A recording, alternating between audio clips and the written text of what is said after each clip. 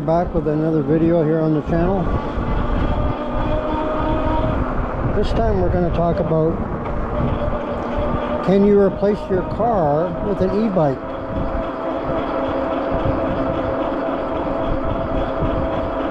First of all, we're going to talk about the pros of an e-bike. Some of the pros anyway. One of them, compared to a car, right off the top would be affordability. E-bikes are much more affordable than a car. That's kind of obvious. I would say e-bikes generally go for between, I might be a little bit on the high end here, but I'm going to say between $1,000 and $5,000, where a car can cost you several $1,000s. And the price of gas, depending on where you are, of course, it's different, but it's definitely going to cost more than charging up your battery for your electric bike.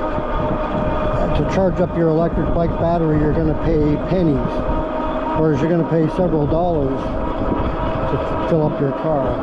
So that's one. The other advantage to an electric bike over a car is you get exercise. Assuming you use pedal assist, which I'm doing right now. If you're going to throttle only, then obviously you're not getting any workout at all. So that would wipe that off the chart there. But if you are going to do any pedal assisting at all, you're getting yourself a nice healthy workout. So that's definitely a benefit. Another benefit is the bike is eco-friendly.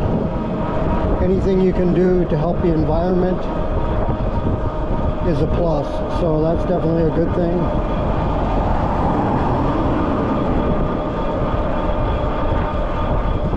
Another thing about electric bikes are they are a lot of fun. If you get an electric bike, which I've had electric bikes now for just about 4 years. When you get a bike and you start riding it, or for the first time you ride it, you want to ride it again right away. Recently, I was talking to a guy who about a month and a half ago got a new electric bike. And he said he was just out riding it, and he no sooner gets home and he wants to go again. You know, that's because there's so much fun. I just throttled there to get through that intersection. It gets kind of busy there, but it's a lot of fun to ride, and so you just want to ride again. You know, that's not sure what that guy's doing. I guess he's waiting for a spot there.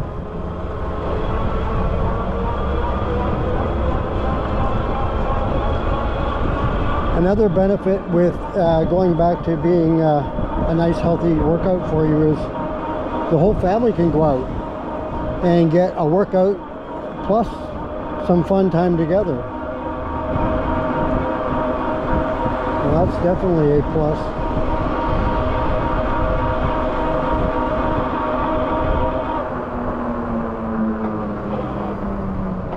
I'm going to be turning right here.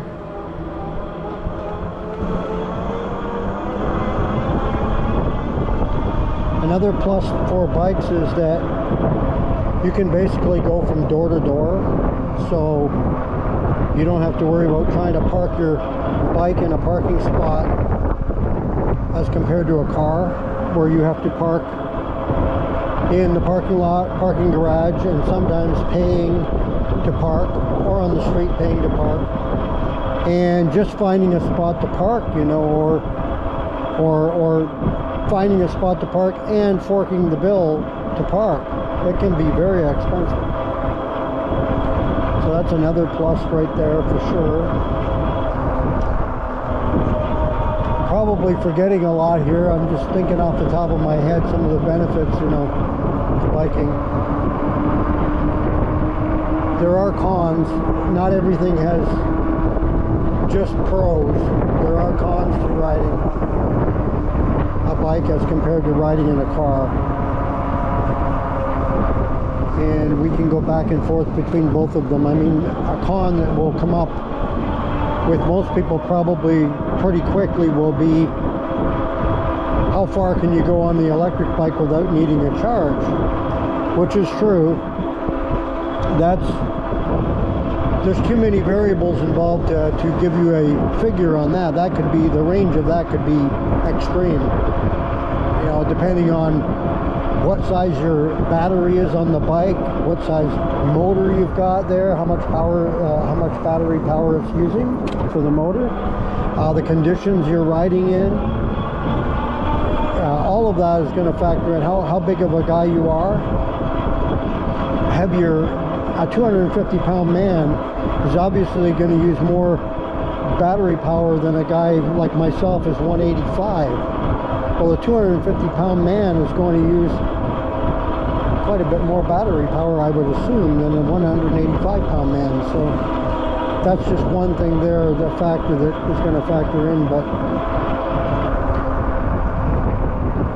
so the range is tough. I mean, for me, I would say, if you're gonna, let's assume you're throttling only, and say I was just gonna throttle only on this Grizzly that I'm on right now, and when I throttle on this bike and I'm out on the road with traffic, I'm going full speed. I must confess that I like to go pretty quickly to try to keep up as best I can with traffic. And so at that, doing that, I would feel safe in going 20 miles probably.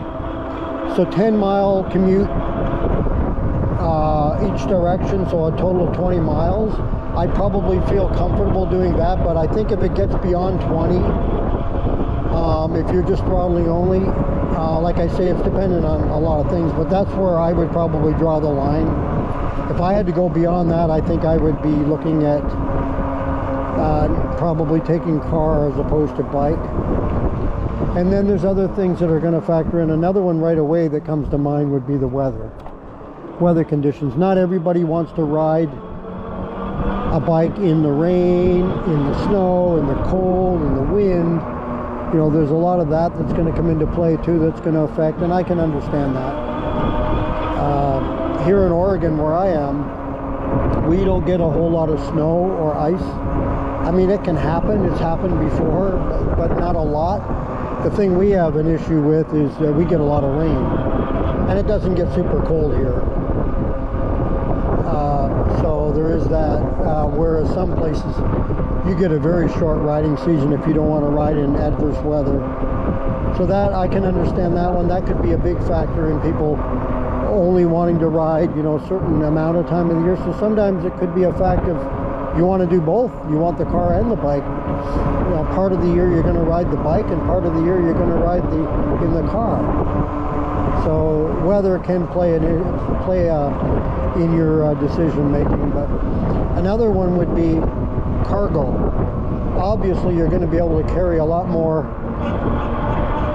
in a car as opposed to a bike. I mean, you can get saddlebags and do all kinds of, you know, get all kinds of things to carry stuff, baskets and such, but it's still not going to equal how much you can carry in a car, truck, or whichever.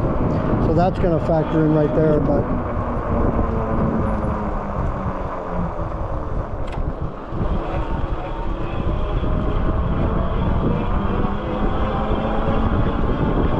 another one would be, you can't take your whole family on one bike. Say you have 3 children and mom and dad. You can't, 5 of you, fit on one bike. I mean, maybe there is a bike out there that you can do that. I shouldn't say you can't, because there probably is. I know there would be. But I'm just saying, just generally, there's no way you can ride 5 people. So obviously you have to get everybody a bike, and that can be expensive.